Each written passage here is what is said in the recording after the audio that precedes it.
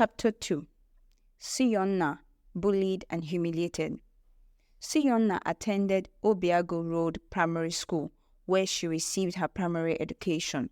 She was a smart and vibrant student, and calm and reserved at the same time. She stayed at the top of the class.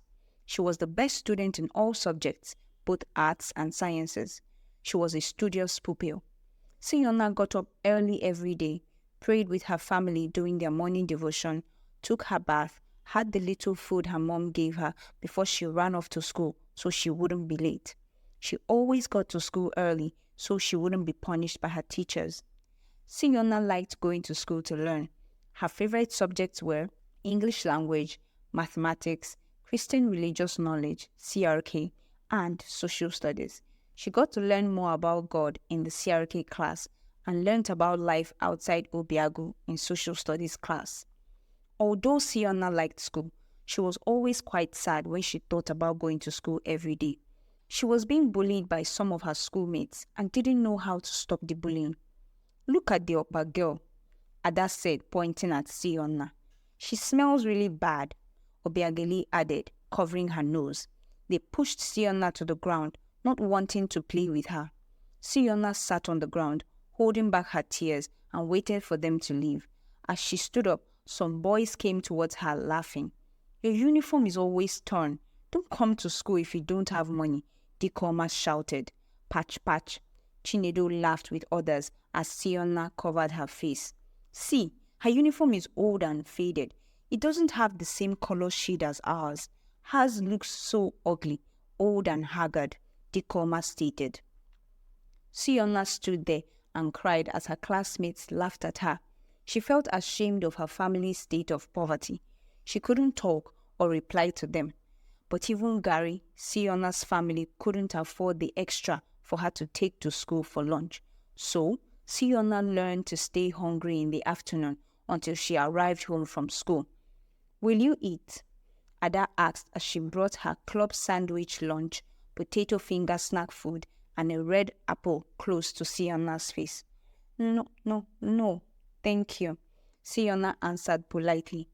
"I know you want to beg for food.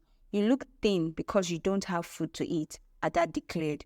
"No, I don't beg," SIYONNA defended. "But you are hungry and you have no food," Ada shouted so the whole class could hear and laugh at her. "My dad told me God will provide," SIYONNA said confidently, which made her classmates laugh more. SIYONNA later walked away to sit alone under a secluded tree as others brought out their lunch to eat. She didn't have lunch to eat because her family could only afford breakfast and dinner, and most times dinner at home was gari soaked in water and garnished with roasted peanuts. Gari is a popular local food that is a staple food for the poor in Obiagu and elsewhere in the country. It's prepared from granulated cassava, which is a poisonous and deadly root vegetable unless it's peeled and cooked first before it's grated, granulated, and sun-dried. Sometimes, a few of her classmates dropped crumbs of their lunch on SIYONNA's desk and asked her to eat it while they laughed at her. Some even cleaned their hands on her uniform. SIYONNA was bullied almost every day in school by her schoolmates. SIYONNA was always sad when her classmates bullied and humiliated her. But she reminded herself of what her dad and mom said to her. "Not everyone will be nice to you. Don't think of being bad to them, but pray for them," her mom would advise. "Education is key, my dear. Make sure you read your books and don't mind any distractions," her dad would say. Jesus Christ was bullied, and most times he kept quiet and didn't even respond to those being mean to him. Her dad always reminded her. SIYONNA was encouraged by his words that even Jesus Christ, whom she loved very much, was also bullied. Her father's words strengthened her emotions and she cried less. SIYONNA endured all the bullying and prayed that God would make her classmates change and also provide for her family. She trekked home to and from school daily.